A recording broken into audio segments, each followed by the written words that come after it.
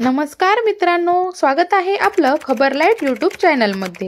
मित्रांनो, लाडकी बहीण योजनेच्या संदर्भात अजून एक महत्त्वाची अपडेट आलेली आहे। त्यानुसार आता लाडक्या बहिणींना फेब्रुवारी आणि मार्च दोन्ही महिन्याचे हप्ते एकदाच दिले जाणार आहेत। त्याच संदर्भात महिला व बाल विकास मंत्री अदिती तटकरे यांनी माहिती दिलेली आहे आणि त्याविषयी ट्विटरवर त्यांनी ट्विट देखील केलेलं आहे।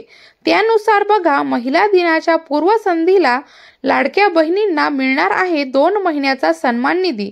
म्हणजेच बघा मित्रांनो, लाडक्या बहिणींना फेब्रुवारी आणि मार्च महिन्याच्या दोन्ही हप्ते एकदाच दिले जाणार आहेत। महिलांच्या बँक खात्यावर 3000 रुपये हे जमा केले जाणार आहेत। त्यामुळे मित्रांनो, लाडक्या बहिणींसाठी ही एक अतिशय अशी आनंदाची बातमी आहे। बघा मित्रांनो, मुख्यमंत्री माझी लाडकी बहीण योजनेतील सर्व पात्र महिलांना आता फेब्रुवारी व मार्च महिन्याचा सन्मान निधी महिला दिनाच्या पूर्वसंध्येला मिळणार आहे। 8 मार्चला महिला दिन आहे, त्यामुळे लाडक्या बहिणींच्या बँक खात्यामध्ये फेब्रुवारी महिन्याचा व मार्च महिन्याचा हप्ता एकूण 3000 रुपये हे जमा केले जाणार आहेत। हे दोन्ही महिन्याचे 1500 रुपये असे एकूण 3000 रुपये पाठवले जाणार आहेत।